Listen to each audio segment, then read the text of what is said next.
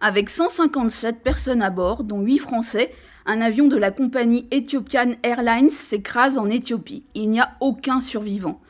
Il s'agit du second crash en quelques mois pour un Boeing 737 MAX 8, un appareil de la compagnie Lion Air s'étant abîmé en mer de Java en octobre 2018.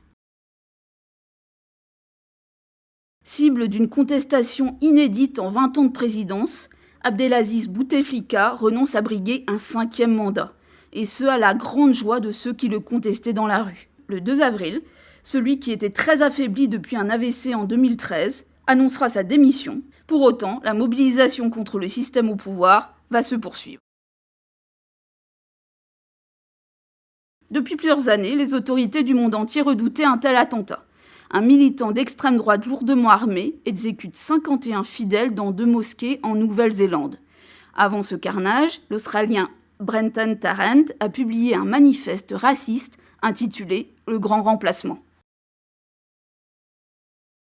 L'attaque est d'une rare violence. En ce dimanche de Pâques, le Sri Lanka, État profondément meurtri par des décennies de guerre civile, est visé par une série d'attentats suicides. Le bilan est effroyable, plus de 250 morts. Des attentats dans des églises de la minorité chrétienne et des hôtels de luxe qui seront revendiqués par Daesh.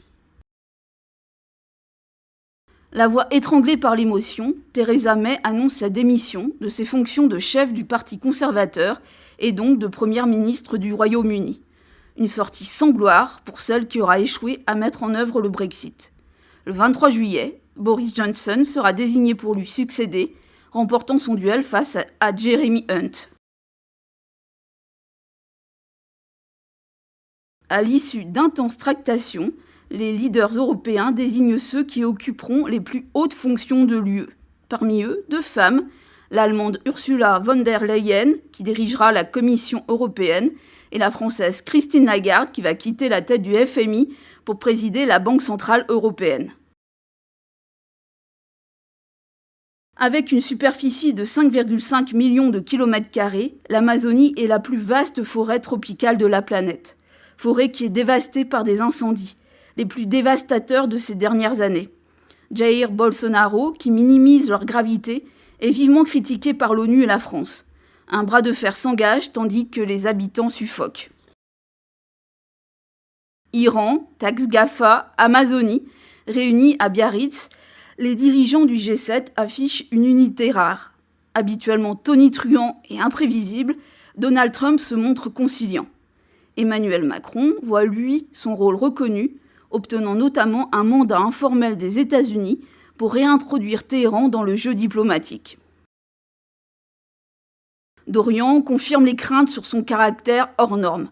Les vents engendrés par cet ouragan de catégorie 5 atteignent les 295 km/h. Les Bahamas sont dévastés.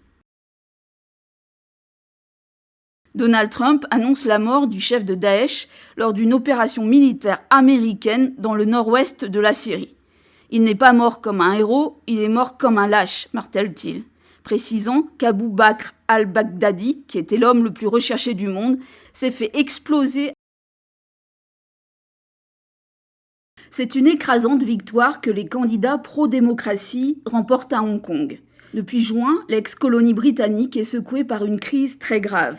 Les manifestations quasi quotidiennes y sont de plus en plus violentes contre l'ingérence jugée grandissante de Pékin.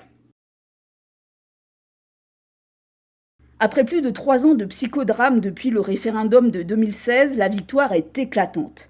À l'occasion des législatives, les électeurs britanniques donnent un mandat fort à Boris Johnson. Le Brexit aura donc bien lieu le 31 janvier. Le Premier ministre s'y engage de nouveau. Jeremy Corbyn, chef de l'opposition, est lui humilié. Lors d'un vote au Congrès synonyme de procès en destitution, Donald Trump est mis en accusation. Le président des États-Unis réagit immédiatement, dénonçant la haine des démocrates. Il appartient désormais au Sénat de le juger, sans doute en janvier, mais les républicains, qui contrôlent la Chambre haute, ont la ferme intention d'acquitter leur leader.